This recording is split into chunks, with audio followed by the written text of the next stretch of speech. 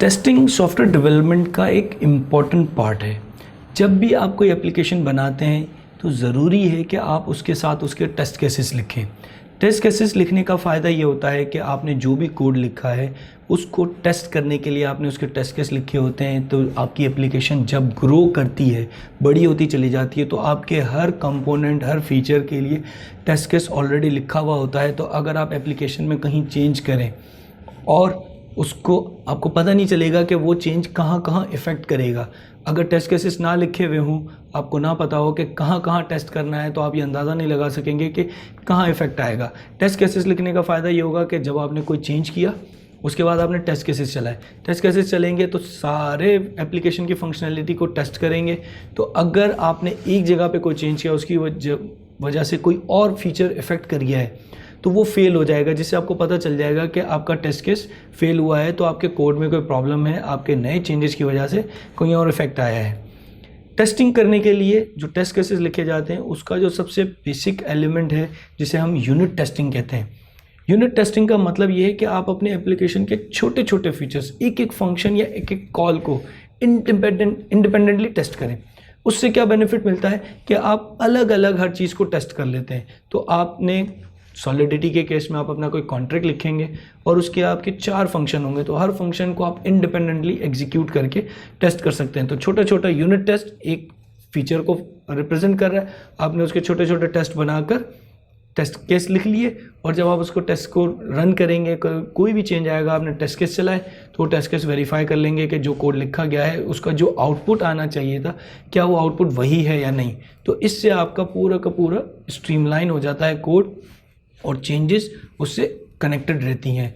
इसका एक और बेनिफिट है कि आप अपनी एप्लीकेशन की फंक्शनैलिटी को भी टेस्ट कर लेते हैं कि जो भी आपकी फंक्शनल रिक्वायरमेंट है एप्लीकेशन की, यूज़र ऐड होना चाहिए, यूज़र इन्फॉर्मेशन सबमिट करे, यूज़र फॉर्म फिल करे, जो भी आप फीचर्स बना रहे हैं वो आपकी फंक्शनल रिक्वायरमेंट है, उन्हीं के आपने टेस्ट केसेस लिख दिए। तो आपको बेनिफिट ये मिलेगा कि आप छोटे छोटे यूनिट के टेस्ट केस लिख देंगे तो वो आपकी फंक्शनल रिक्वायरमेंट भी टेस्ट हो जाती है। तो उसके लिए ट्रफल ने आपको दिया हुआ है टेस्ट का फोल्डर। ट्रफल के डायरेक्टरी में आप जब इनिट करते हैं तो टेस्ट का फोल्डर भी बन जाता है और आप उसके थ्रू में टेस्ट केसेस अपने लिख के टेस्ट भी कर सकते हैं। क्योंकि आप जब टेस्ट लिख रहे होते हैं तो आप वो सॉलिडिटी में भी लिख सकते हैं और आप वो टेस्ट जावास्क्रिप्ट में भी लिख सकते हैं। हम इस वक्त इसको सॉलिडिटी के थ्रू ही देखेंगे, जावास्क्रिप्ट के थ्रू नहीं देखेंगे कि अगर आपने एक टेस्ट केस लिखना हो तो कैसे लिखेंगे।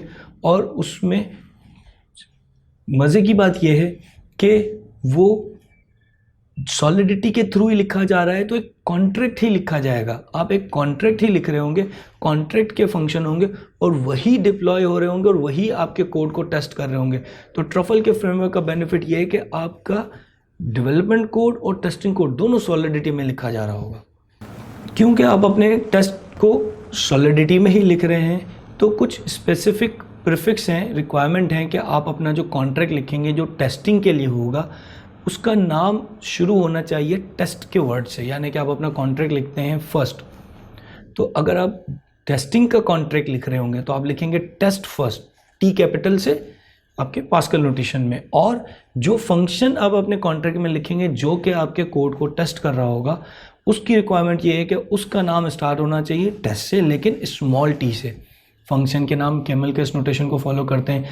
तो आपका एक फंक्शन है डू समथिंग, तो आप उसको अगर उसका कॉन्ट्रैक्ट टेस्टिंग का कॉन्ट्रैक्ट लिख रहे हैं तो आप लिख रहे होंगे टेस्ट स्मॉल टी से टेस्ट डू समथिंग, ताकि आप एक फंक्शन लिखें जिसका स्टार्टिंग पॉइंट पता हो, नाम। ये प्रीफिक्स ज़रूरी इसलिए है कि टेस्ट का इन्वायरमेंट उसको समझता है, जो कि आपका कॉन्ट्रैक्ट टेस्ट के वर्ड से प्रीफिक्स से स्टार्ट हो रहा होगा और आपका फंक्शन टेस्ट के प्रीफिक्स से स्टार्ट हो रहा होगा। एक और इम्पॉर्टेंट चीज़ क्या है कि आपका जो टेस्ट कॉन्ट्रैक्ट है जो कि टेस्टिंग करेगा, उसमें कुछ फाइल्स इंपोर्ट हो रही हैं। एक तो आपका वो कॉन्ट्रैक्ट जिसे आपने टेस्ट करना है, एक assert.sol और एक deployed_address.sol। ये फाइल्स क्या करती हैं, बेसिकली ये आपको हेल्प करती हैं। assert जो है टेस्टिंग इन्वायरमेंट में 2 वैल्यूज़ को कंपैरिजन के लिए यूज़ किया जाता है, और डिप्लॉयड एड्रेस क्योंकि आपका कॉन्ट्रैक्ट डिप्लॉय होगा तो उसको एड्रेस को एक्सेस करना है, उसके लिए ये फाइल्स ट्रफल नहीं बना के आपको दी हुई हैं, आप इनको डायरेक्ट एक्सेस करेंगे। और ये आपके कॉन्ट्रैक्ट के अंदर, जो टेस्ट कॉन्ट्रैक्ट होगा उसके अंदर लिखी हुई होंगी। ये आप कोड देखें, यहाँ पर आपने कॉन्ट्रैक्ट बनाया है, उस कॉन्ट्रैक्ट में सबसे टॉप पे प्रेग्मा है, फिर इंपोर्ट है, असर्ट है, डिप्लॉयड एड्रेस है और आपका कॉन्ट्रैक्ट इंपोर्ट हुआ है। उसके बाद आपने अपना कॉन्ट्रैक्ट बनाया टेस्ट फर्स्ट, उसमें फंक्शन रखा है टेस्ट गेट डबल पॉजिटिव, जो भी आप नाम रखना चाह रहे हैं। और फिर ये इंपॉर्टेंट चीज़ है कि आपने अपने कॉन्ट्रैक्ट का इंस्टेंस बनाया है।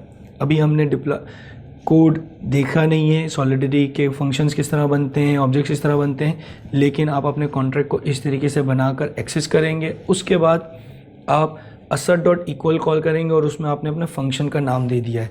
तो ये एक टेस्ट केस बन गया है। ये चेक करेगा कि गेट डबल से जो वैल्यू रिटर्न हो रही है वो, और कॉमा के बाद जो 20 लिखा हुआ है वो, दोनों इक्वल हैं। अगर दोनों इक्वल हैं तो इसका मतलब ये है कि आपका टेस्ट सक्सेसफुल है।